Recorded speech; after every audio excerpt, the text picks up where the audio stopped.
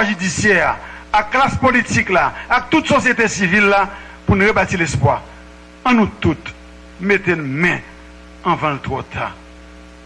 Honorables parlementaires, dans l'objectif de redonner espoir à une population qui attend aujourd'hui des résultats concrets et rapides, je suis venu prendre devant les co-dépositaires de la souveraineté nationale que vous êtes les engagements suivants. Premièrement, la lutte contre la corruption et la recherche de transparence sont, en effet, au centre de mon agenda, de ma feuille de route et de celle que je transmettrai à chacun de mes ministres. Je suis prêt à faire face avec détermination et constance à toute tentation au sein de mon gouvernement de tirer des avantages indus liés à la position ou au rang dans l'exercice de nos fonctions. Les dispositions seront prises pour intensifier les efforts de la lutte contre les détournements de fonds et la prévarication.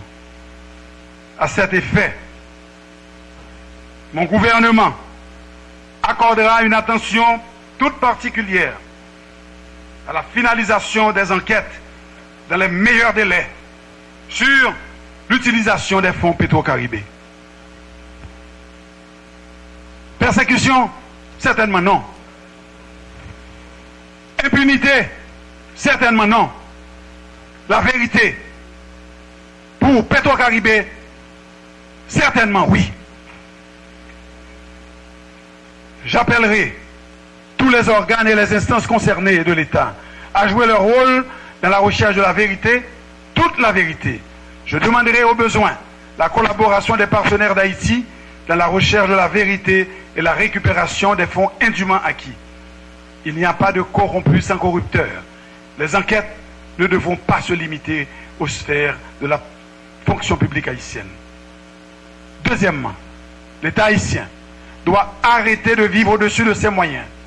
Certes, il faut une administration publique de service qui puisse répondre aux revendications légitimes de la population, mais en aucun cas, cela ne peut justifier les gaspillages. Je reviendrai sur la loi des finances que mon gouvernement, si vous lui accordez votre confiance, devra soumettre au plus vite. Elle reflétera clairement cette obligation de rationalisation, de bonne gouvernance, tant au niveau du fonctionnement qu'à celui des investissements. Il faudra réduire les dépenses non essentielles pour orienter les ressources disponibles vers des investissements sociaux ciblant les couches les plus vulnérables. Troisièmement, les dépenses de l'État devront se fonder sur 3 principes de base. Permettent-elles la création d'emplois? Aident-elles à l'augmentation de la production nationale?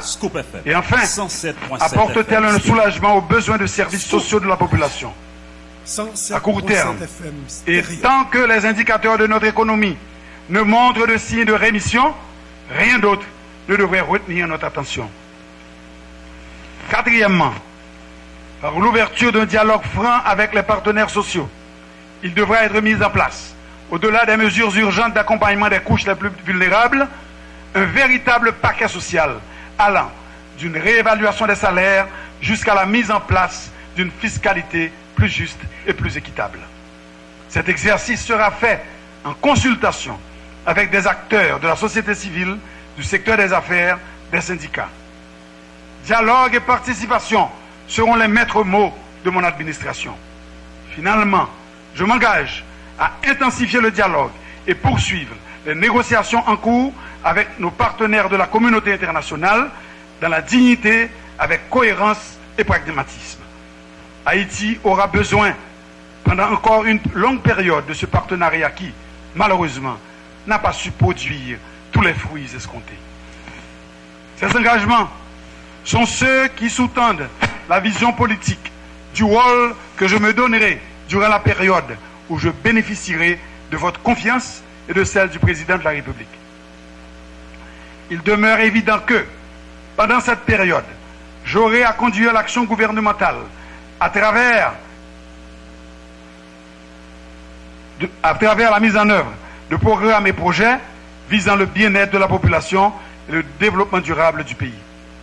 Ce cadre d'action sera bien évidemment défini par les lois des finances que vous aurez à voter pour permettre au gouvernement, en toute transparence, de mener ses activités sur l'ensemble du territoire et dans les différents secteurs prioritaires et secondaires. Monsieur le Président, Messieurs les membres du Bureau, honorables parlementaires, je me présente aujourd'hui devant vous à la fin d'un exercice fiscal qui lui-même a été particulièrement difficile. Le budget rectificatif vient d'être voté et mon gouvernement devra, dans l'urgence, déposer un projet de loi des finances pour l'exercice 2018-2019. Ce projet de budget ne sera pas un récital de chiffres, mais un instrument de mise en œuvre de politique publique basée sur le résultat performance à travers une utilisation optimale des meilleures ressources disponibles et une rationalisation des dépenses en fonction des besoins réels de l'heure. Les actions concrètes que je propose à votre attention pour faire face aux problèmes conjoncturels et défis structurels s'inscrivent dans une perspective d'efficacité accrue et de pragmatisme, tout en restant alignés sur les 7 axes prioritaires du quinquennat du président de la République, lesquels s'articulent ainsi: réformer l'État et maintenir la stabilité sociale, transformer Haïti en une destination d'investissement, augmenter la production nationale, construire des infrastructures énergétiques, renforcer les infrastructures hydrauliques et sanitaires, améliorer les infrastructures et la qualité de l'éducation, promouvoir la stabilité à l'aide des projets sociaux.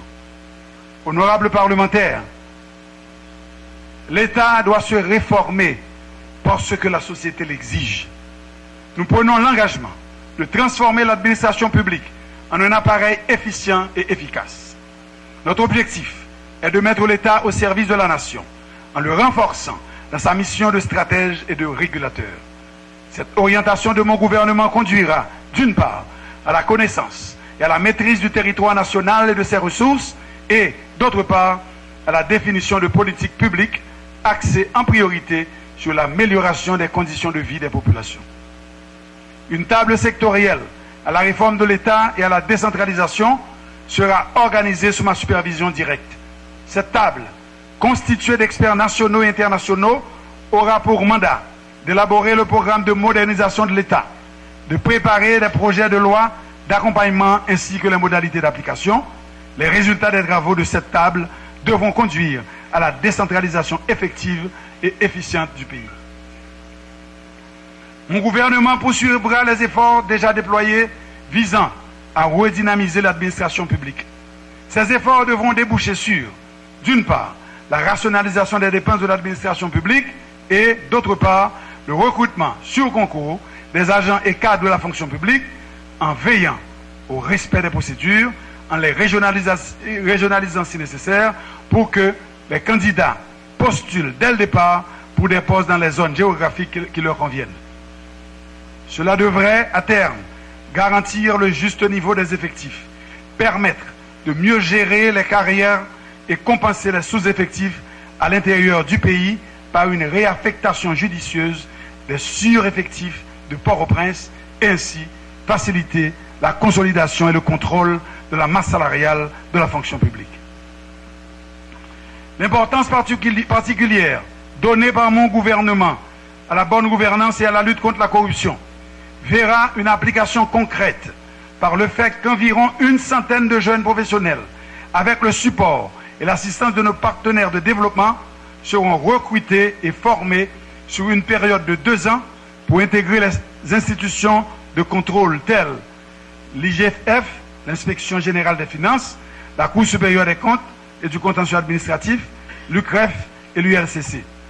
Il sera aussi procédé à la révision des lois créant l'ULCC et l'UCREF de manière à renforcer l'autonomie et l'indépendance de ces institutions, garantes de la saine gestion des biens de l'État et du contrôle des mécanismes de blanchiment d'argent. À la base d'un État de service au service de tous, il y a la problématique de l'inclusion. Cela passe de manière concrète par la capacité d'assurer l'accessibilité des bâtiments publics, la production de matériel éducatif adapté aux personnes vivant avec des déficiences motrices, visuelles, cognitives et émotionnelles, des programmes d'assistance sociale pour les personnes vulnérables, ainsi que des incitations fiscales pour les employeurs de cette catégorie de la population. Je m'engage à déployer tous les efforts possibles en ce sens. Honorables parlementaires, la cherté de la vie, le chômage sont dus à des déficiences structurelles qui ne peuvent être comblées sur une courte période. Toutefois, le gouvernement s'attellera dès les premiers jours à y apporter des correctifs en attendant de s'attaquer aux causes fondamentales. Des programmes ciblant la pauvreté extrême par la baisse du coût de la vie et l'augmentation du pouvoir d'achat de la population seront mis en œuvre en partenariat avec les opérateurs économiques, publics et privés. Ces programmes viseront 1. Le lancement de travaux à haute intensité de main-d'œuvre. 2.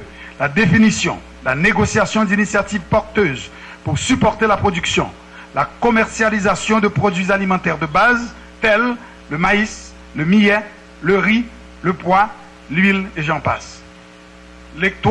L'expérimentation de projets pilotes de financement et d'assistance à des organisations d'ouvriers et d'artisans tels cordonniers, couturiers, etc. Dans le cadre d'un programme d'apaisement social au centre de l'avènement d'une société inclusive, nous demanderons une mobilisation de toutes les énergies pour que, dans tous les quartiers des villes et des sections communales, les transferts de ressources budgétaires permettent l'organisation d'activités qui réparent et renforcent les liens sociaux. Nous encouragerons ainsi le secteur privé à y participer car la faiblesse du capital social rend les investissements privés plus risqués et rend le pays plus fragile. Ces activités, conduites avec l'appui de tous les ministères du secteur social, devront réunir les jeunes, les femmes et les adultes en situation précaire dans les actions d'amélioration de l'environnement physique orientées vers la génération de revenus et la baisse du coût de la vie. Le gouvernement encouragera des activités visant le développement de compétences entrepreneuriales chez les jeunes. La création d'entreprises dirigées par des jeunes sera également supportée. Les liens sociaux seront raffermis et développés grâce à la création de maisons de la jeunesse dans chacune des communes au rythme de 30% par année et aussi par la création d'académies de sport dans chaque département géographique au rythme d'au moins une par année. La cité de la jeunesse de la Croix-des-Bouquets, voulue par le président de la République, verra le jour. Elle commencera à accueillir le fleuron de nos jeunes sportifs, de nos jeunes écrivains et nos jeunes artistes plasticiens ou musiciens. Nous espérons jeter les bases du cinéma d'animation qui rapidement trouvera une place unique dans la production artistique de notre hémisphère.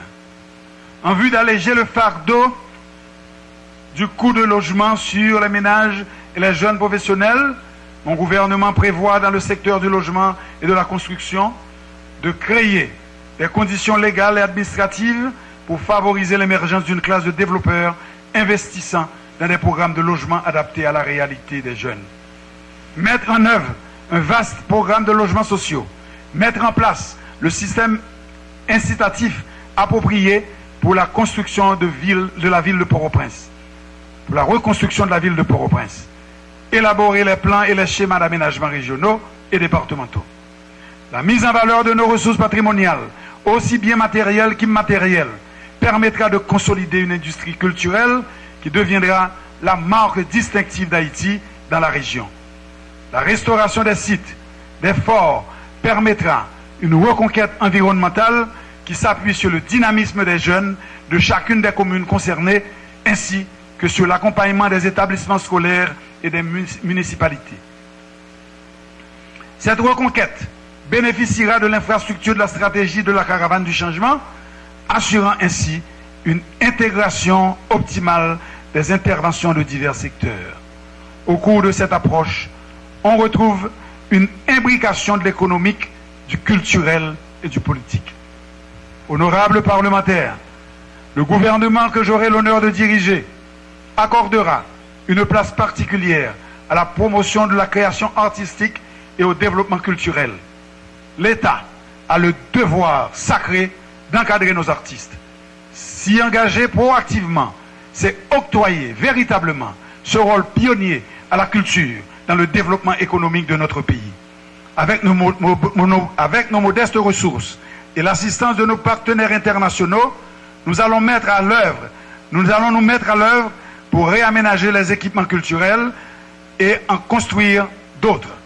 Permettez que je mette l'emphase sur pays, car Port-au-Prince ne saurait représenter Haïti. Naguère, nos lycées servaient de pépinière aux grands orchestres du pays. Je prends l'engagement de travailler au renouvellement de cette tradition. Nous devons aller plus loin. Il nous faut inclure la danse, le théâtre et les arts plastiques. L'école, étant le premier lieu de réduction des inégalités, doit devenir une authentique édification culturelle. Il faut que, très tôt, nous donnions accès aux pratiques artistiques en inculquant le goût de l'art à nos enfants. Permettez-moi d'évoquer le temps où Haïti, à travers sa culture, brillait de tous ses feux. Le temps où toutes nos délégations, petites ou grandes, se faisaient accompagner à l'extérieur d'artistes haïtiens. Nos peintres, nos danseuses, nos danseurs, nos musiciens, nos écrivains ont, avec fierté, hissé l'étendard national au premier festival des arts nègres à Dakar en 1966. De grands prix ont été raflés par nos écrivains et nos jeunes artistes. Nous ne pouvons passer sous silence Dany Laferrière, qui a été immortalisé en devenant membre de l'Académie française. Jadis, de nombreux pays étrangers se faisaient représenter dans nos prestigieux carnavals. C'était l'âge d'or du tourisme en Haïti. Il est bien temps de reconquérir notre place. De plus, notre culture doit pouvoir favoriser l'épanouissement d'un sentiment d'appartenance à notre cher Haïti. Notre culture, cette culture haïtienne, chère à nous tous, dernier rempart dans la préservation de notre identité. Notre culture, dis-je, devra continuer à jouer le rôle du laborieux mais impeccable tisserand de nos liens sociaux. À ce compte, nos grands artistes, nos producteurs de renom surtout, doivent faire l'objet, enfin, de considérations spéciales de l'État. Monsieur le Président, Madame, Messieurs les honorables membres du Sénat, le système éducatif national est caractérisé principalement par une offre scolaire globale insuffisante par rapport à la demande sociale d'éducation. En effet, suivant les résultats de l'enquête scolaire 2015-2016, le système éducatif haïtien compte dans son ensemble près de 20 000 institutions scolaires, dont 85% sont des écoles du secteur non public. Parmi les institutions dénombrées, 60% intègrent l'éducation préscolaire, 95% dispensent l'enseignement fondamental et seulement 20% des écoles offrent l'enseignement secondaire. On a dénombré dans le système près de 4,5 millions d'élèves, dont les 74% se trouvent au niveau de l'enseignement fondamental. L'éducation préscolaire compte 17% des effectifs et le secondaire n'en compte que 9%. Aussi, mon gouvernement interviendra-t-il sur deux niveaux. Un premier niveau qui se concentrera sur la gouvernance du secteur et le développement d'infrastructures éducatives permettant un double mouvement d'accroissement de l'efficacité organisationnelle et d'augmentation du parc scolaire public. Conformément aux engagements pris par son Excellence Jovenel Moïse, président de la République, il s'agira d'accroître l'offre d'éducation par la construction de nouvelles salles de classe et la réhabilitation d'une centaine d'écoles environ, surtout en milieu rural, particulièrement dans les sections communales déficitaires. Ces nouvelles salles de classe devront permettre à terme de prendre en charge de manière durable 500 000 enfants que nous n'étions pas capables de retenir dans le système éducatif. Un second niveau d'intervention se concentrera sur l'amélioration de la qualité dans tous les secteurs et sous-secteurs. Dans un souci de pertinence et de contribution efficace à l'insertion socio-professionnelle des jeunes, rappelons que l'éducation est l'affaire de tous, non pas celle du ministère chargé de l'éducation.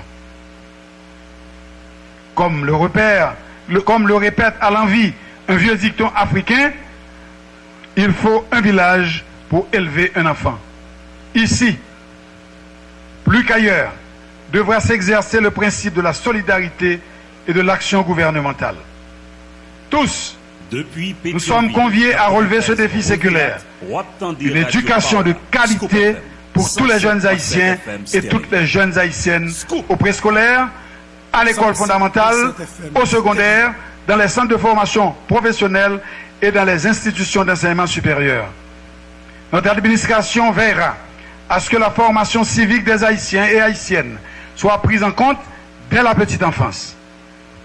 Elle devra s'assurer que les jeunes sachent lire, comprendre les mathématiques et maîtriser la science et la technologie.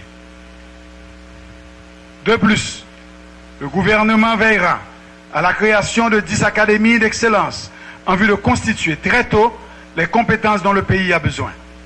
Ces académies accueilleront dans les internats les élèves les plus performants de chaque département. Au plan de l'enseignement supérieur, les classes propédeutiques faciliteront dans tous les départements l'accès à un enseignement supérieur de qualité qui répondra par des cycles courts et des cycles longs aux besoins de chaque région. L'augmentation de l'offre scolaire et l'amélioration de la qualité de l'éducation constituent deux grands défis de la prochaine administration devant permettre aux jeunes Haïtiens de bien s'insérer dans le XXIe siècle. Un siècle dominé par le savoir et les technologies. Honorables parlementaires, une attention particulière sera portée de manière transversale sur l'équité de genre. La seconde majorité la plus importante du pays après les jeunes aura notre constante attention. Le principe des 30% édicté par notre Constitution devra être scrupuleusement appliqué dans toutes nos décisions. Il ne suffira pas de veiller uniquement à l'aspect quantitatif. Il faudra également veiller à l'aspect qualitatif de la question. Dans tous les domaines, il faudra promouvoir l'excellence pour les filles et les femmes du pays en les distinguant et en les accompagnant. Je tiens d'ailleurs, encore une fois, à rendre hommage aux vaillantes joueuses de la sélection féminine U20. Distingués membres du Parlement, dirigeants de partis politiques, conjuguons nos efforts pour que le profil de cette Assemblée ressemble un peu plus au pays réel. Œuvrons pour la parité de genre dans toutes les sphères de la représentation nationale. Cependant, il est une question encore plus brûlante que celle de la représentation, c'est celle des violences troublantes et inacceptables faites aux filles et aux femmes. Je veillerai à ce que la lutte contre les violences faites aux filles et aux femmes soit l'affaire de tous. La violence liée au genre doit être traitée dans toutes ses dimensions. Je m'engage, et j'engage tout le gouvernement, par devant vous, à la garder au devant de la scène et à tout mettre en œuvre pour que les choses changent, tant dans la perception que dans la réalité. Qu'elles changent sur le lieu de travail, dans les espaces publics, mais surtout dans l'espace clos de la famille. Madame, Messieurs les parlementaires, selon le rapport de juin 2017 du ministère de la Santé publique et de la Population, Haïti dispose de seulement 6,3 professionnels de la santé pour 10 000 habitants. Nous sommes très en deçà du seuil de 60 professionnels recommandé par l'OMS. L'indicateur de la disponibilité de lits d'hôpital par habitant est tout aussi accablant, soit 7 lits pour 10 000 personnes. La moyenne mondiale est de 40. Nous sommes dans le peloton de queue sur quasiment tous les registres. Il nous faudra renverser cette tendance. Nous devons travailler à améliorer la situation afin d'atteindre, dans un délai raisonnable, le niveau des standards régionaux, sinon internationaux. S'il est vrai que mon gouvernement se propose de corriger et d'innover, il devra ainsi respecter les engagements pris en 2015 en matière d'objectifs de développement durable. À cet égard, je prendrai les mesures concrètes pour favoriser l'accès de tous aux soins de santé. Il n'est pas normal qu'une jeune mère puisse mourir à l'accouchement dans notre pays en ce XXIe siècle, parce qu'elle n'a pas accès aux soins de santé ou qu'un jeune enfant abandonne l'école à cause de l'appauvrissement de sa famille du fait des dépenses de santé, ou encore qu'un adulte souffre d'une maladie non transmissible comme l'hypertension artérielle ou le diabète et ne puisse bénéficier d'un traitement adéquat. Reconstruire l'espoir, c'est oser dire la vérité. La vérité sur les causes sous-jacentes aux problèmes qui provoquent les difficultés de l'État à respecter l'exigence constitutionnelle de garantir la santé à tous les Haïtiens. Les problèmes sont d'ordre structurel. La précarité des ressources de l'État constitue un handicap majeur dans l'offre qualitative et quantitative des soins de santé adéquats à la population. Reconstruire l'espoir, c'est rassurer les Haïtiens et les Haïtiennes par rapport à l'engagement d'atteindre la couverture sanitaire universelle. Il reste évident qu'une citoyenne et un citoyen en bonne santé pourront mieux accéder aux opportunités de formation et d'emploi et par là sortir du cercle vicieux de la pauvreté et contribuer à une croissance économique inclusive. Tout comme les investissements dans l'éducation, l'amélioration du système de santé est un investissement dans le développement humain durable de notre pays. Le président de la République, Jovenel Moïse, a inscrit parmi les axes prioritaires de son administration le lancement d'un vaste programme de réforme du système de santé, des services hospitaliers et la mise en place d'un système d'assurance médicale universel et conséquemment une commission présidentielle a été mise en place. Les deux principales priorités du secteur pour les prochaines années sont 1. Des soins de santé primaires disponibles sur toute l'étendue du territoire. 2. Une réforme du système de santé et des services hospitaliers. Ainsi, en fonction des disponibilités budgétaires, le programme de construction et de fonctionnement des centres communautaires sera au cœur de la stratégie de mon gouvernement.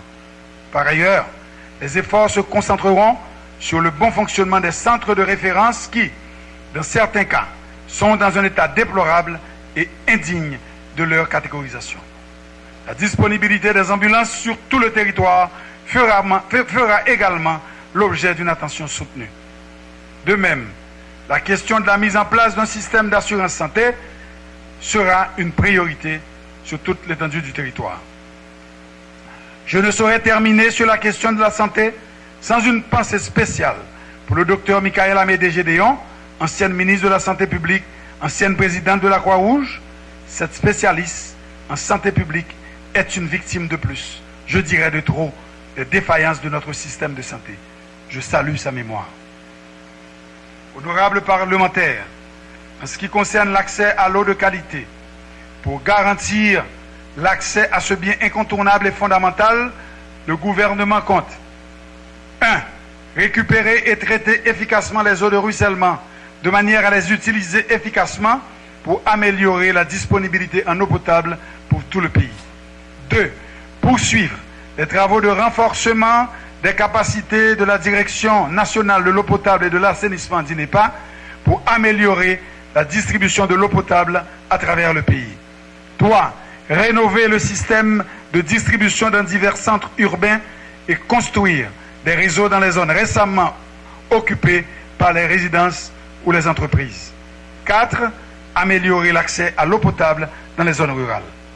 À cet effet, j'encourage le Parlement à voter le projet de loi créant l'Institut national des ressources hydriques. Honorables parlementaires, face aux grands défis actuels, j'ai la ferme conviction que la diaspora haïtienne constitue un atout de taille. Elle fait partie du présent et certainement de l'avenir d'Haïti. La diaspora est comme l'espace de deux réservoirs de ressources pour Haïti. Un réservoir de ressources financières et un réservoir de ressources humaines. L'implication systématique, profonde de la diaspora dans les actions de développement d'Haïti peut être un raccourci majeur. Elle aidera notamment à reconstituer une classe moyenne viable, prospère et agissante. Mon gouvernement soumettra un pacte afin de consigner dans les lois les obligations d'Haïti envers sa diaspora et vice-versa. Un pacte donc pour inscrire dans les textes de loi et sans détour juridique les droits de la diaspora dans la marge des choses haïtiennes et les devoirs qu'implique la manifestation de ces droits. Un pacte pour faire de la diaspora un espace de consultation important au même titre que les grands regroupements au sein de la société haïtienne mère. Il est temps que cesse l'ère de la politique saisonnière faite de coups de chapeau à la diaspora, de déclarations élogieuses. Il est temps que naissent de nouvelles pratiques reposant sur une réelle politique d'intégration, sur des acquis constitutionnels reconnaissant en tout et partout les droits inaliénables de nos frères et sœurs de la diaspora au statut intégral, authentique de citoyens à part entière. Nous envisagerons la possibilité pour qu'à terme, les Haïtiens vivant à l'étranger puissent voter à l'occasion des élections nationales. Honorables parlementaires, la question migratoire revêt une importance capitale pour l'administration Moïse Séan. De nos jours, la problématique de la migration est caractérisée par 3 éléments principaux. L'absence de documents, l'absence de réglementation dans les déplacements de population internes et externes, les difficultés à rejoindre la communauté nationale, accès aux services, représentation extérieure ou protection. L'administration Moïse Séan compte intervenir sur la question migratoire par le biais des actions suivantes. 1. Mettre en œuvre des politiques incitant les jeunes à rester chez eux, aussi bien au niveau des provinces qu'au niveau national. 2. Élaborer et mettre en place des politiques permettant de rentabiliser la migration du point de vue culturel, économique et social. 3. Veiller à ce que les droits de nos populations émigrées soient respectés. 4. Renforcer les structures d'accueil pour ceux qui seraient rapatriés et déportés. 5. Prendre toutes les mesures adéquates pour la surveillance et le contrôle des déportés sur le territoire national. 6. Et enfin, négocier fermement les conditions de rapatriement forcé de nos ressortissants dans le respect des règles internationales. Honorables parlementaires, une nouvelle donne politique se dessine sur l'échiquier international depuis la fin de la guerre froide en 1991. Les spécialistes en relations internationales prédisent que le monde bipolaire des années 45-90 sera, tôt ou tard, remplacé par un monde multipolaire dominé par 3 ou 5 grandes puissances mondiales. Des pays à économie émergente tels le Brésil, la Russie, l'Inde, la Chine et l'Afrique du Sud, appelés BRICS, sont pressentis pour faire partie de ce nouveau club qui assurera, entre autres, le leadership mondial. Pour faire face à cette nouvelle réalité des relations internationales, le gouvernement que j'aurai l'insigne honneur de diriger mettra en œuvre une politique étrangère qui, conformément à la vision du président de la République, aura pour principal objectif, d'une part, de continuer à défendre au niveau international les intérêts d'Haïti ainsi que ceux de ses alliés, tout en demeurant fidèle au principe du droit à l'autodétermination des peuples et à la défense des droits humains, et d'autre part, de consolider les bonnes relations qui existent si heureusement avec nos alliés traditionnels et développer des relations diplomatiques et commerciales avec les pays dits à économie émergente, en particulier ceux de l'Amérique latine. Cette politique étrangère aura également pour tâche de mener une diplomatie de service au développement socio-économique, de la promotion des investissements privés en Haïti et de la recherche de nouveaux marchés pour nos exportations et nos PME intéressés à écouler leurs produits à l'étranger. Les instructions seront passées aux services centraux du ministère des Affaires étrangères afin qu'un système de veille des marchés soit mis en place et soit opérationnel aussitôt que possible afin d'écouler nos produits, notamment les mangues, le café gourmet, le cacao fermenté, les huiles essentielles, le rhum, les produits de l'artisanat ou du prêt-à-porter. L'augmentation des exportations du pays s'avère nécessaire pour réduire l'important déficit de la balance commerciale qui cause des pressions sur le marché local d'échange et alimente l'inflation qui ronge le pouvoir d'achat de la population. Le temps est révolu pour les diplomates disposés à ne faire que la représentation. Les diplomates de l'Haïti d'aujourd'hui doivent pouvoir mettre à contribution les ressources financières et humaines mises à leur disposition afin d'aller identifier les entreprises prêtes à s'implanter dans notre pays. Une synergie entre les différentes institutions publiques et associations de patrons doit être développée pour pouvoir mettre à la disposition de nos diplomates les informations dont ils ont besoin dans le cadre de leur travail. Dans cette perspective, l'accent sera mis sur la refonte, la dynamisation des services internes du ministère des Affaires étrangères afin qu'ils soient à l'écoute de nos services extérieurs et vice-versa. Le ministère des Affaires étrangères aura besoin d'un personnel interne et externe, qualifié et bien rodé. Nous entendons, à cet égard, poursuivre les réformes déjà entamées au niveau de la chancellerie. Toutefois, un accent particulier sera mis sur le mérite et l'expérience de nos diplomates, somme toute, sur la professionnalisation du métier de diplomate. Plusieurs tentatives de mise en œuvre d'un cadre de coopération externe, élaboré au cours de ces 30 dernières années, n'ont pas eu les résultats attendus. L'objectif en matière de coopération pour les 3 prochaines années vise d'abord à consolider les acquis et à rationaliser les politiques dans le but de renforcer l'action gouvernementale pour que la coopération externe s'intègre parfaitement dans le cadre des grandes orientations politiques du gouvernement. Le cadre de coordination de l'aide au développement CAED sera redynamisé par l'institutionnalisation d'un dialogue permanent avec nos différents partenaires internationaux. L'alignement de la coopération sur les priorités nationales sera au centre des objectifs que mon gouvernement se propose de poursuivre. Monsieur le Président, distingués membres du bureau, honorables parlementaires, l'intégrité de la justice et la santé de l'économie sont intimement liés. Les secteurs porteurs de l'économie nationale ne pourront se développer dans un contexte juridico-légal fait d'incertitude et d'imprévisibilité. Les enjeux de justice sont au cœur des stratégies d'investissement de la sécurité des vies et des biens.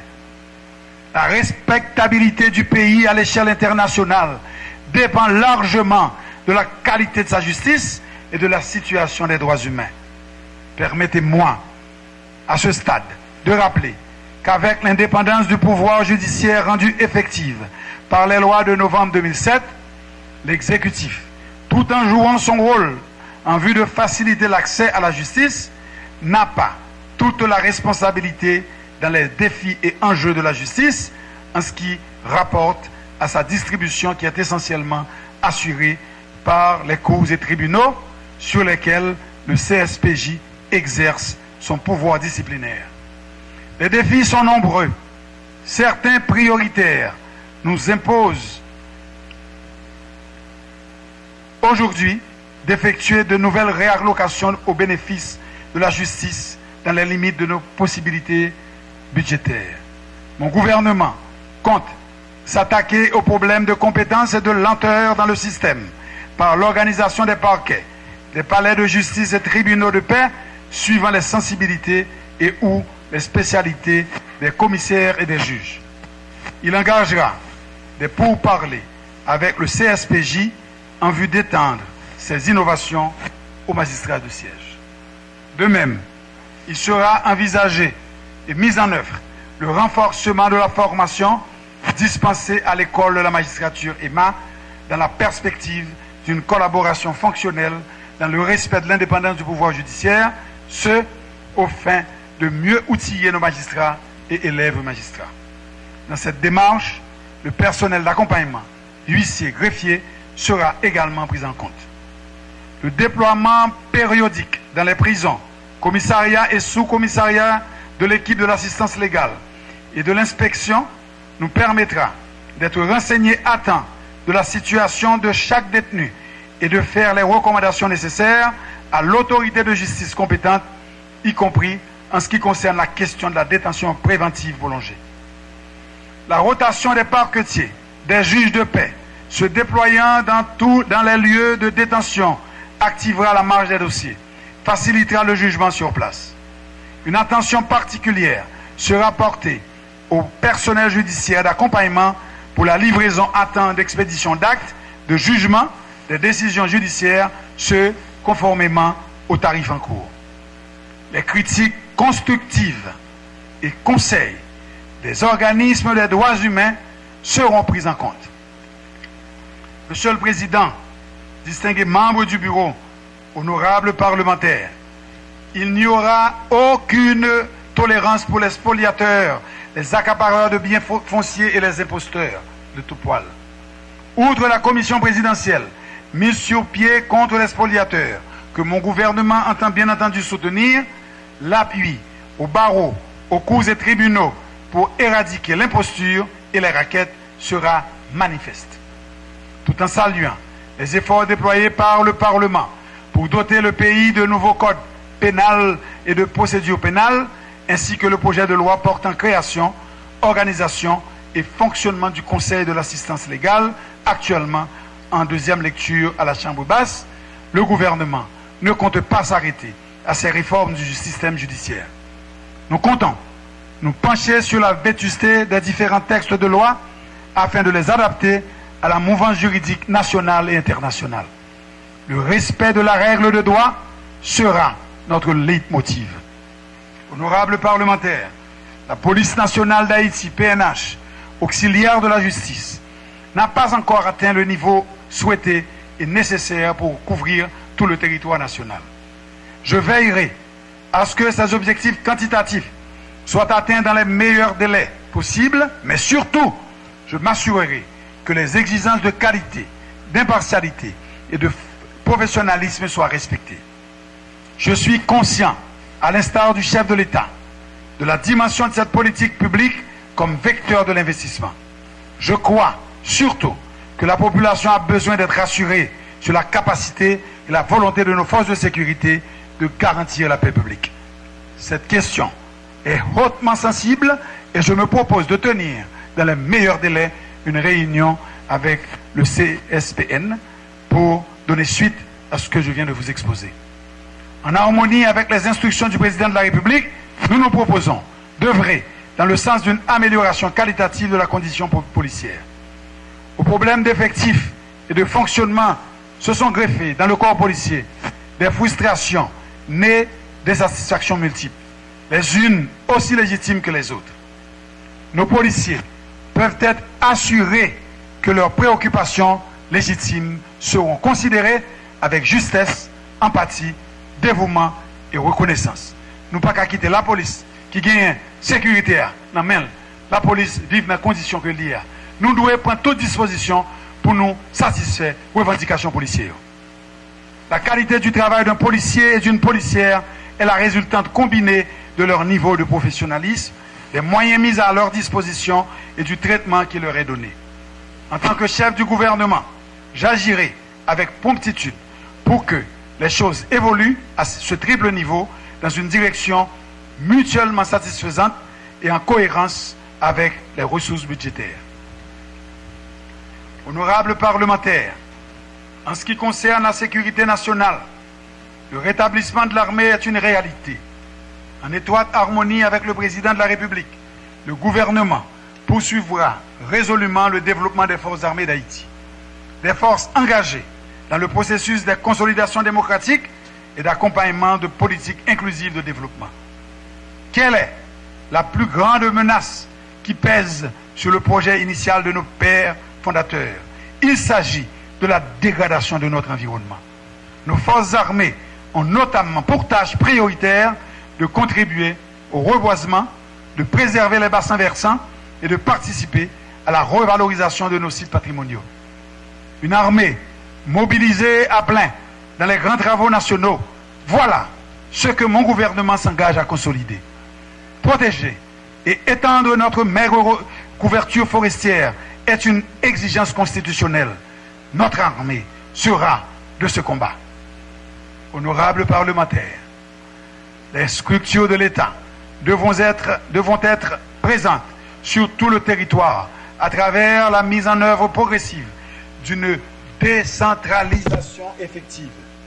Mon gouvernement engagera un dialogue permanent avec les collectivités territoriales de manière à élaborer les mécanismes et soumettre à l'approbation du Parlement un ensemble de textes de loi permettant aux communes de reprendre en charge progressivement les attributions et compétences qui devraient leur être dévolues et qui ne l'ont pas encore été par l'administration centrale. Cela inclura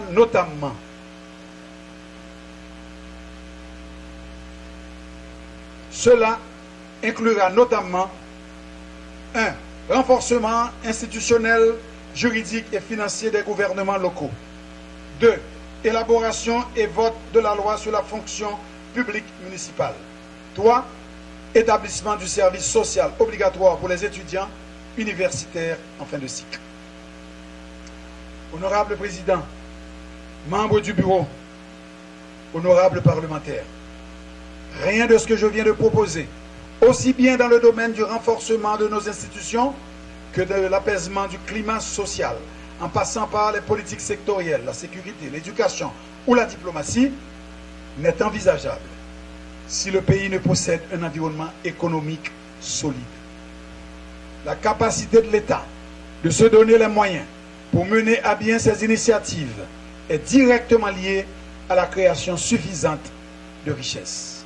En revanche, si nous poursuivons cette tendance anémique de notre croissance du produit intérieur brut, PIB, nous continuerons à occuper les dernières places parmi les nations pauvres. Nous n'aurons jamais pour conduire en toute autonomie les actions du changement et aboutir à des résultats probants pour notre population. Honorables parlementaires, l'économie haïtienne a enregistré une croissance réelle moyenne après le séisme de 2010 de 1,7%, tiré principalement par le secteur primaire et dans une moindre mesure par le secteur tertiaire. Ce taux est très faible et surtout reste en deçà des taux de 2 chiffres indiqués par le plan stratégique de développement d'Haïti PSDH 2030, requis pour réduire la pauvreté qui demeurait à un niveau élevé de 59% et l'extrême pauvreté à près de 25% en 2013. L'économie est peu diversifiée et les contraintes à son expansion sont nombreuses, notamment l'insuffisance de main-d'œuvre qualifiée et d'infrastructures de base. Ces contraintes constituent un véritable goulot d'étranglement au développement économique, singulièrement dans le secteur de l'énergie et dans celui des infrastructures routières. La faiblesse des ressources publiques pour les investissements et leur entretien, un environnement des affaires peu favorable au développement du secteur privé, la sous-exploitation des ressources du sol et du sous-sol, l'asphyxie du secteur industriel et la contribution insuffisante du secteur tertiaire, essentiellement basée sur le commerce, sont autant de freins à une croissance saine de notre économie. Ces obstacles constituent autant de défis que nous devons transformer en opportunités à mettre en valeur au bénéfice de nos compatriotes. Notre administration s'engage à renforcer la productivité et la compétitivité de l'économie haïtienne pour placer le pays sur la voie de la prospérité. Madame, Messieurs les parlementaires, bien que la croissance économique ait été révisée à la baisse pour l'année 2018 à 2,1%, nous avons tablé sur un taux de croissance économique de 4% en 2019, grâce à la mise en place de mesures de soutien qui portent sur l'amélioration du cadre macroéconomique, performance budgétaire et financière et de l'environnement des affaires dans notre pays. Elles concernent le rattrapage du retard de notre pays en matière d'infrastructures agricoles, hydrauliques, routières, numériques et énergétiques. Elles sont relatives à la mise en valeur significative de toutes les potentialités du secteur primaire, agriculture, élevage, pêche, foresterie. Elles traitent également des secteurs industriels et de services pouvant être des moteurs vigoureux de notre économie. Elles abordent enfin tous les autres facteurs de succès pour le développement socio-économique de notre pays qu'il conviendrait de soutenir pour le bonheur de toute la population. Monsieur le Président, Messieurs les membres du bureau, honorables parlementaires, en vue de maintenir la stabilité du cadre macroéconomique, le gouvernement mettra en place, à brève échéance, des mesures de renforcement de la chaîne PPBSE, planification, programmation, budgétisation, suivi, évaluation, qui est la meilleure méthode pour assurer une utilisation optimale des ressources. Ceci, en conjugaison avec la réduction du train de vie de l'État,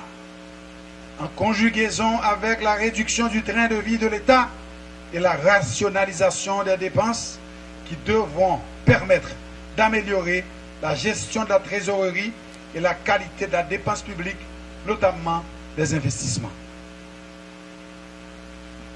Dès le premier trimestre de l'exercice budgétaire 2018-2019, des mesures significatives et spécifiques seront mises en œuvre en vue de renforcement des capacités des administrations fiscales et douanières, leur permettant ainsi de lutter contre la fraude, l'évasion fiscale et la contrebande, tout en accroissant les recettes de l'État.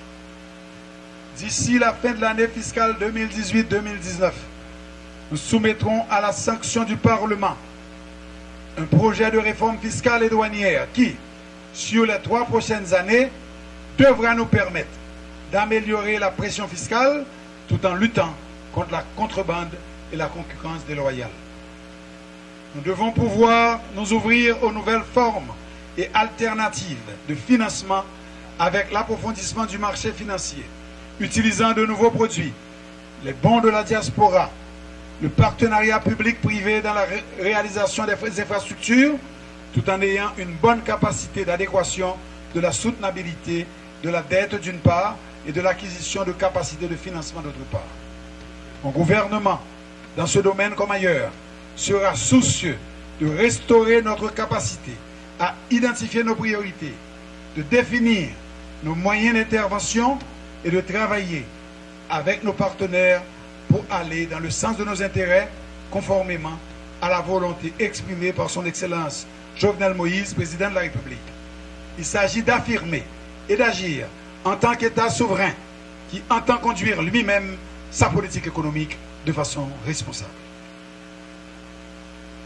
Nous poursuivrons les efforts engagés pour maintenir les réformes au niveau des finances publiques conformément aux engagements pris vis-à-vis de nos partenaires financiers. Ces réformes qui visent notamment le renforcement des capacités de contrôle et de la planification des directions du budget et du Trésor devront aussi, en toute transparence, permettre la mobilisation des ressources et la rationalisation des dépenses en mettant en place un cadre macroéconomique sain et stable nécessaire à la bonne conduite de notre développement.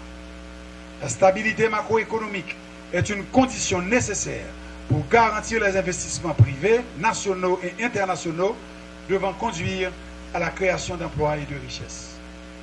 Monsieur le Président, honorables parlementaires, la performance économique est également fonction du pilotage et celui-ci ne peut être efficace si nous ne disposons pas d'informations fiables sur les secteurs économiques et sur la population. La croissance accélérée du PIB nécessite la construction d'une économie moderne, s'appuyant sur les instruments de modélisation et de prospective basés sur des statistiques fiables et à jour. À cet effet, les efforts seront axés sur la finalisation du processus de recensement de la population au niveau national, pouvant aider à la réorganisation et au renforcement des structures de planification et de gestion de développement, le suivi, évaluation des politiques, programmes et projets, l'élaboration d'une stratégie nationale d'aménagement du territoire et des stratégies régionales en lien avec la politique des villes ou la révision de la politique nationale de la population. Honorables parlementaires, l'objectif d'un programme de reconstruction de l'économie nationale vise à déboucher sur l'émergence d'un secteur privé national productif, concurrentiel et compétitif. Il a été maintes fois affirmer que c'est d'abord sur le secteur privé et sur le dynamisme de ses agents que repose la responsabilité d'assurer un développement suffisant et soutenu. Le gouvernement devra créer et maintenir des conditions plus favorables à l'éclosion et au développement d'initiatives privées, locales et étrangères, sans pour autant sacrifier ses objectifs de justice sociale et de gardien des intérêts collectifs. Il devra redéfinir son cadre d'intervention en mettant en place des programmes visant à 1. Réhabiliter et moderniser les structures et infrastructures existantes. 2. Favoriser le développement de secteurs clés de l'économie nationale. Le gouvernement travaillera à lever les contraintes fondamentales dont se plaignent les investisseurs et mettra en place les conditions favorables au développement du secteur privé formel avec l'élaboration et la mise en œuvre d'un programme d'urgence d'appui aux 10 secteurs. Des mesures spécifiques viseront les petits et moyens entrepreneurs sur l'ensemble du territoire. Toutes les réformes nécessaires convenues avec les acteurs du secteur privé seront mises en œuvre. Réduction des coûts, soutien aux filières porteuses, investissement. Nous poursuivrons le dialogue instauré avec eux pour qu'ils puissent mieux jouer leur rôle de moteur de l'économie.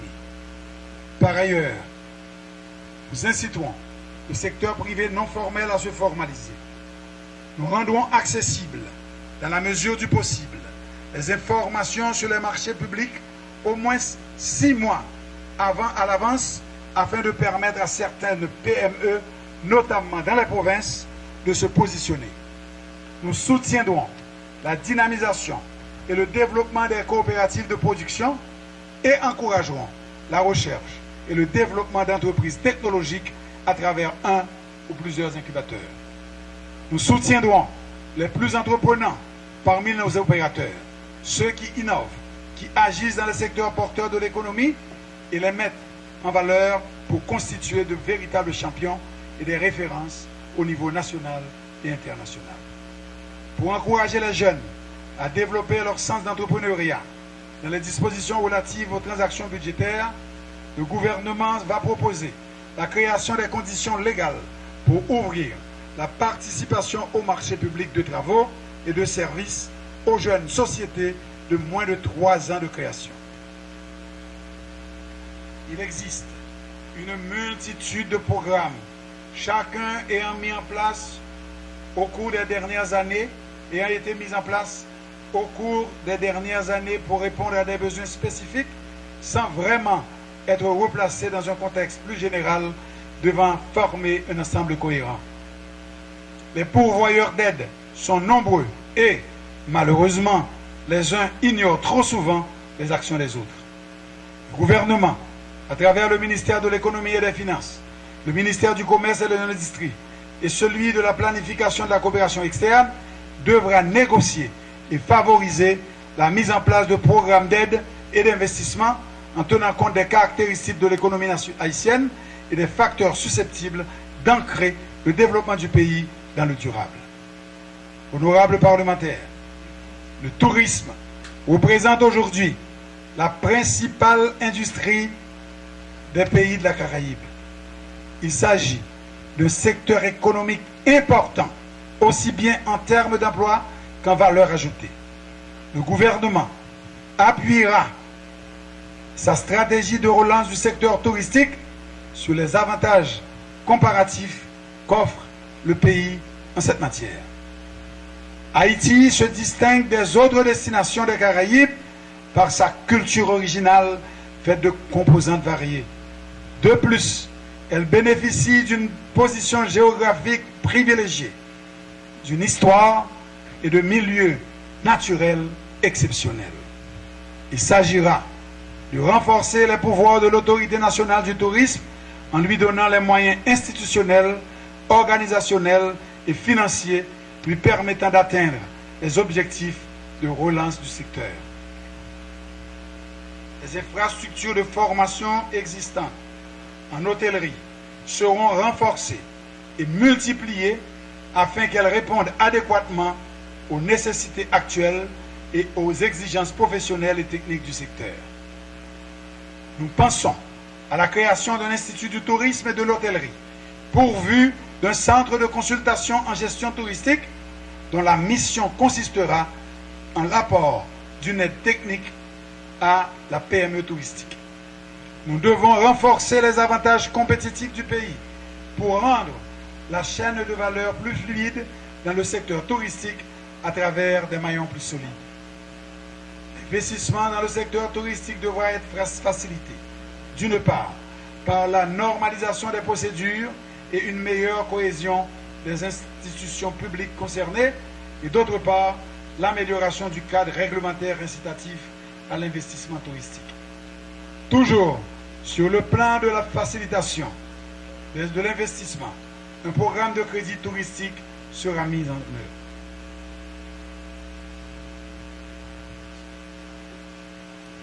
Ce programme visera à consolider et à modifier la structure de l'offre actuelle par l'innovation, la rénovation et l'ajout d'équipements.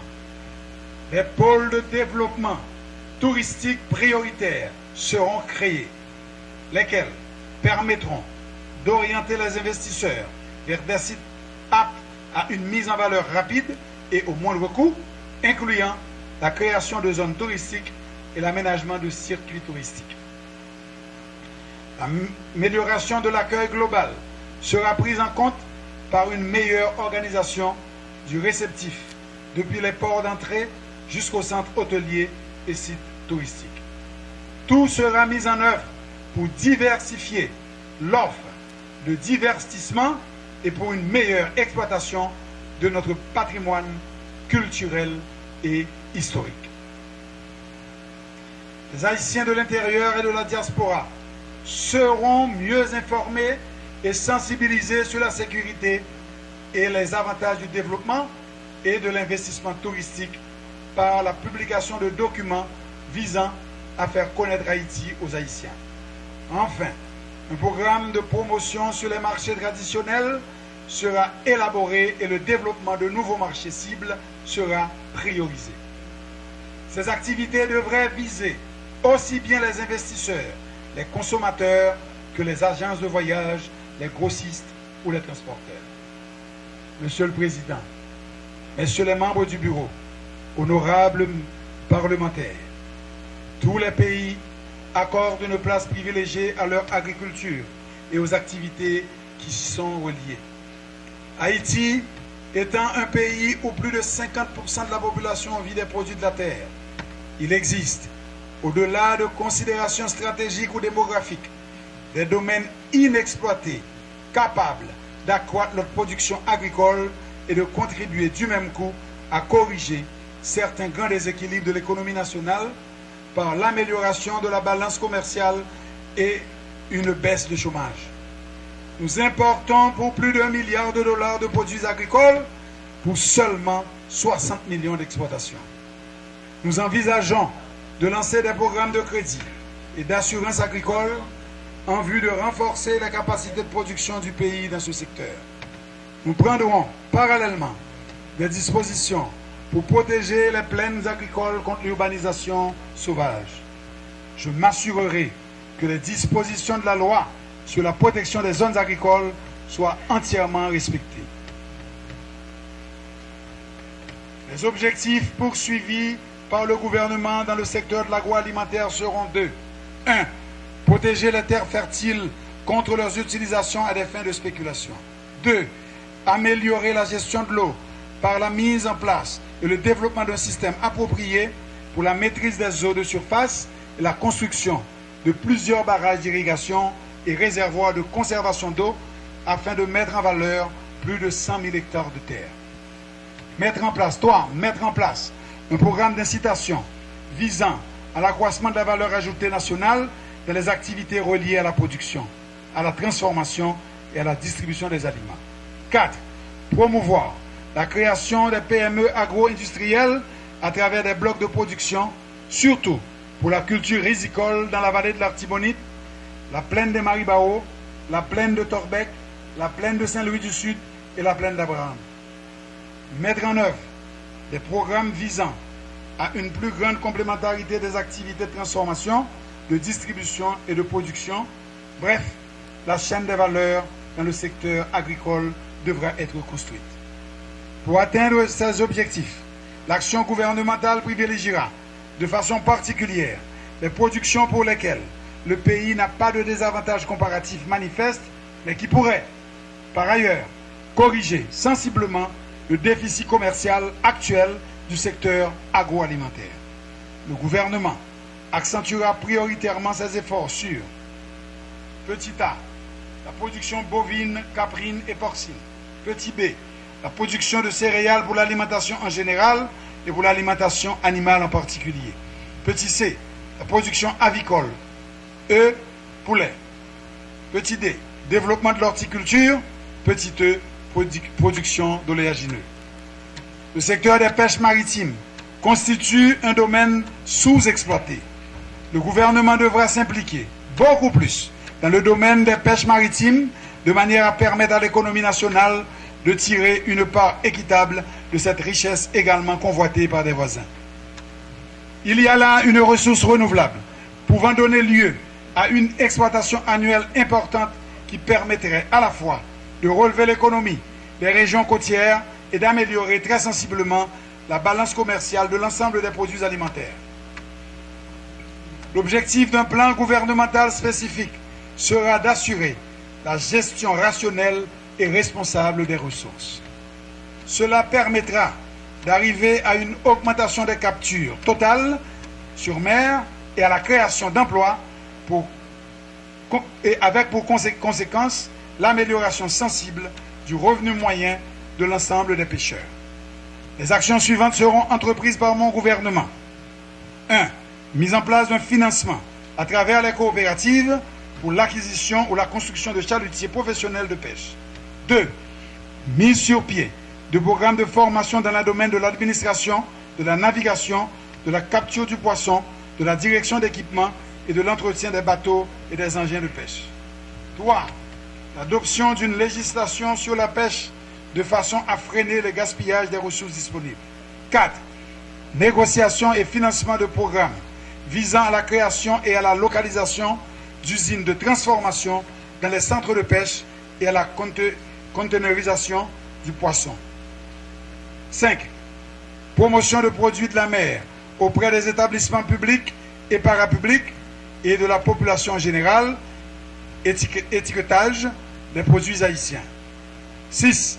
Poursuite, intensification et financement des programmes de culture de poissons d'eau douce, de crevettes et autres crustacés.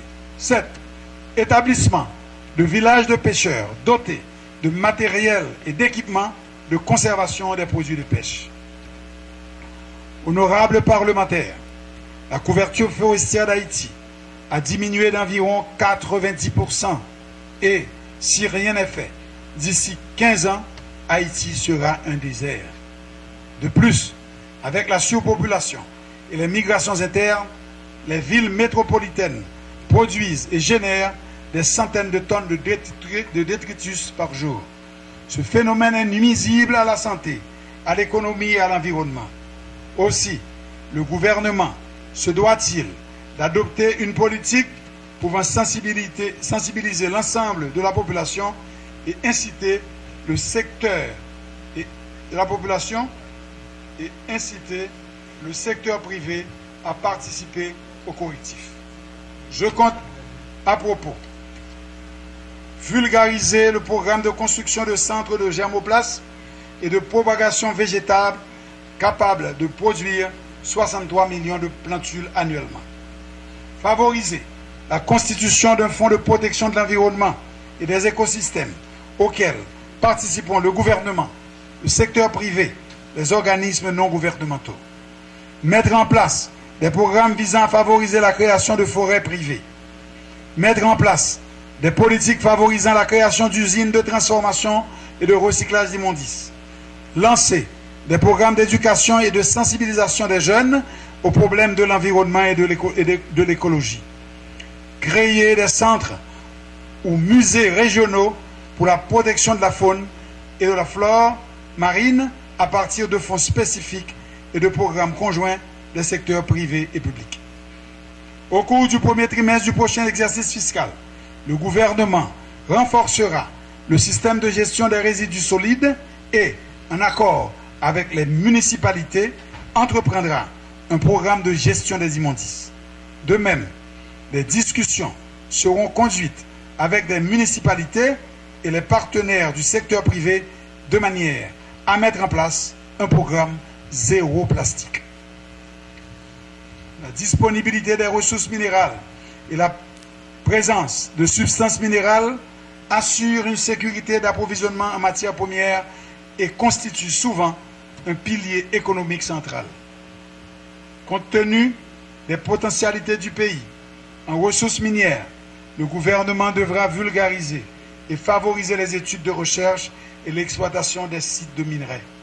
À cette fin, le gouvernement compte réorganiser le bureau des mines et créer un organisme autonome chargé de la recherche et de la vulgarisation des sites avec une participation de cet office dans des sociétés d'exploitation. Le sous-sol haïtien sera concrètement évalué et les études déjà réalisées revisitées au vu des exigences de l'heure. Mettre en place des politiques visant à l'implantation d'usines de production de combustibles à partir de minerais énergétiques, de résidus de bois et d'essence secondaire. À cet effet, nous encourageons vivement le Parlement à voter le projet de code minier qui a fait l'objet d'un large consensus. Honorables parlementaires, tous ces objectifs économiques sur les différents secteurs tels le tourisme, l'agriculture, les services, les industries ou les mines ne peuvent être atteints sans des infrastructures adéquates. Ainsi, mon gouvernement, face aux déficiences énergétiques et aux déficits infrastructurels en termes de routes, ports, aéroports et de télécommunications, a l'obligation de continuer à travailler dans le sens de l'amélioration des infrastructures. Ces dernières sont non seulement créatrices d'emplois, mais induisent aussi le cadre indispensable pour l'éclosion et le développement des entreprises.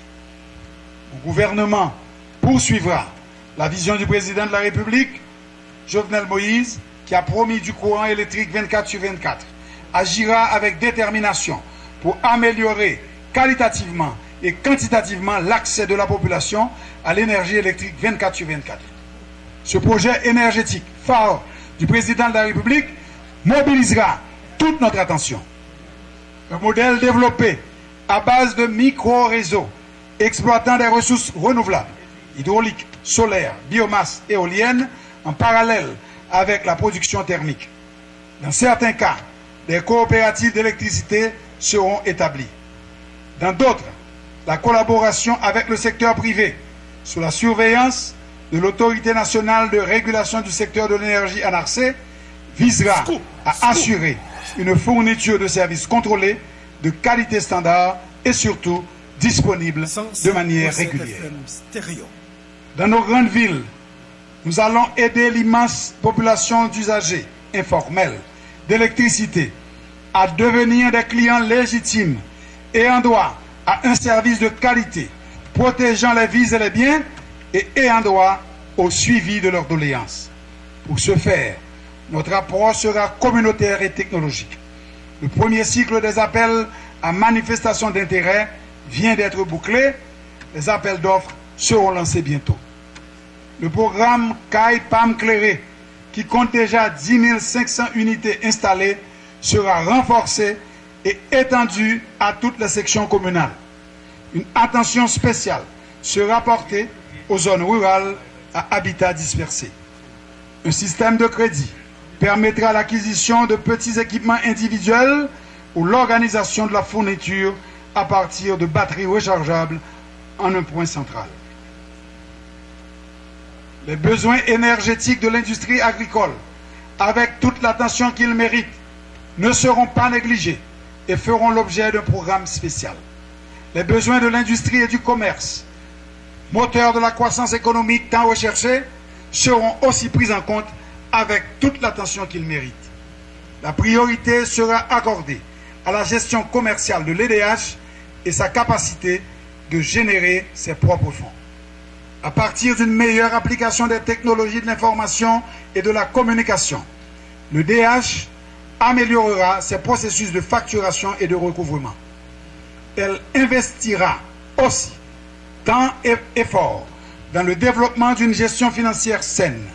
Ainsi, elle prendra alors elle-même en charge les transformations technologiques nécessaires pour fournir une électricité de bien meilleure qualité et à meilleur prix à sa clientèle, incitant ainsi à l'investissement privé et à la création d'emplois. Monsieur le Président, honorables parlementaires, au niveau des infrastructures routières, portuaires et aéroportuaires, nous allons poursuivre la politique de construction et de réhabilitation des infrastructures routières du pays, initiée par le Président de la République à travers la caravane du changement. La construction et la réhabilitation des infrastructures routières et urbaines vont être un levier que nous allons mettre à profit dans le cadre de notre stratégie de promotion des entreprises locales et de la création d'emplois au bénéfice de la population à la recherche d'un revenu décent. L'entretien du réseau routier a fait l'objet de très peu de considération par le passé. Nous le regrettons, car des ressources importantes ont été consacrées à la réhabilitation de ces tronçons au détriment de la construction. D'autres tronçons nécessaires au désenclavement de certaines villes.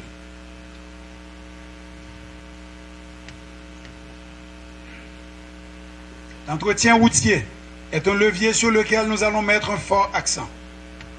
Cela nous permettra de mieux utiliser les ressources existantes et nous aidera à créer les emplois nécessaires à la stabilisation de la situation sociale et politique.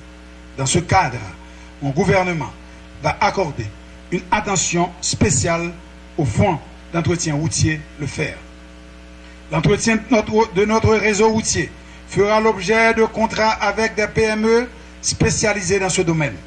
Ce type de contrat évitera au FER d'avoir à lancer chaque année des marchés à faible montant et permettrait ainsi à nos PME de sécuriser des marchés pour lesquels des ressources seront mobilisées auprès de notre système financier. De façon concrète, notre objectif est de construire dans un court et moyen terme environ 100 km de route par département, mettre en œuvre le processus de reconstruction de l'aéroport international de Port-au-Prince et d'extension du terminal de l'aéroport international du Cap-Haïtien. Poursuivre les travaux de construction de l'aéroport international des Cayes ainsi que le développement des aérogares régionaux, Port-de-Paix, Jérémie, etc. Construire des infrastructures portuaires à travers le pays pour faciliter une meilleure circulation des personnes, des biens et des marchandises. Réaménager le littoral des villes vulnérables et exposées. Le problème de l'identification des personnes et du contrôle de la population rend difficile, voire impossible, le ciblage des programmes sociaux, les informations pour le crédit, l'habeas corpus, les recherches, les recoupements, les analyses de services de sécurité ou de justice et de poser de manière responsable et raisonnable les problématiques de l'emploi et du logement.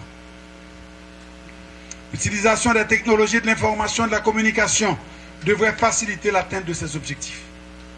Les dispositions célères seront prises pour que l'Office national d'identification actualise la base de données du système d'état civil en saisissant dès la naissance et en individualisant chaque citoyen et surtout en assurant un seul recensement biométrique. Nous devons faire en sorte que tous les documents d'ordre académique, diplômes, certificats, judiciaires, casier judiciaire, de la vie courante, permis de conduire, contrat de travail ou autre, acte de mariage, protection sociale, financier, compte bancaire, patrimoniaux, titre de propriété, portent le même numéro d'identification nationale du citoyen.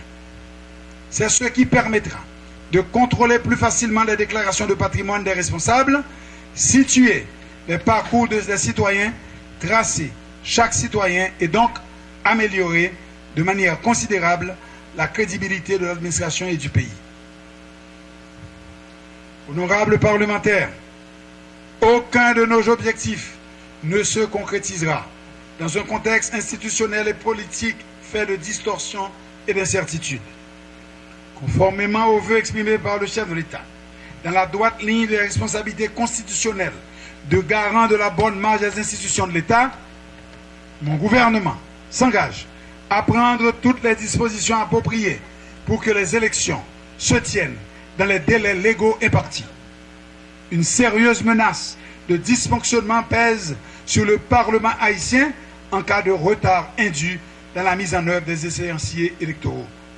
Nous nous engageons solennellement par devant la nation et par devant cette auguste assemblée, expression de la volonté et de la souveraineté populaire, à tout entreprendre dans le cadre de nos prérogatives, à mobiliser les ressources locales nécessaires et à solliciter l'accompagnement international là où un tel partenariat se révélerait indispensable pour que le Parlement affiche complet dans son fonctionnement régulier au mois de janvier 2020. Les élections prévues par la Constitution et la loi électorale auront lieu à la date convenue. Aucun prétexte ne sera ni donné ni admis. Pas bien route, pas bois, élection quand même en octobre 2019. Sur proposition du CEP, le décret électoral du 2 mars 2015, réexaminé, sera soumis au Parlement aux fins de modification en vue de sa transformation en une loi électorale. Des procédures devront être établies aux fins d'épurer méthodiquement et régulièrement la base des données d'identification de l'ONU. Ce sera pour nous un chantier prioritaire afin d'arriver à terme à des élections qui reflètent la réalité socio-démographique du pays. En tant qu'État, Haïti devra se doter de moyens technologiques et financiers en vue de la modernisation de son système électoral. Le débat initié par l'actuel CEP sur la création d'un fonds électoral national spécial et budgétisé sera approfondi sous mon gouvernement, sans oublier l'épineuse question de la sécurité de tout le processus. L'année 2019 sera celle de la fin de la 50e législature. Ce sera le moment favorable, selon les prévisions constitutionnelles, pour le déclenchement d'un processus de révision de la Constitution. Mon gouvernement, sous le leadership du chef de l'État, entamera sans empressement, mais avec diligence, des consultations avec les acteurs politiques et sociaux et se mettra à l'écoute de tous pour un amendement ordonné de notre loi mère. C'est dans la concertation et dans la réflexion patiente, profonde et responsable que nous éviterons les dérapages qui ont marqué les différentes étapes du processus d'amendement de la Constitution dans les années 2010 et 2011. Je m'en voudrais de ne pas profiter de cette tribune pour féliciter les commissions parlementaires qui se sont mises à l'écoute de tous les secteurs au fin de soumettre à la nation des propositions d'amendement devant répondre aux attentes des différentes couches de la population.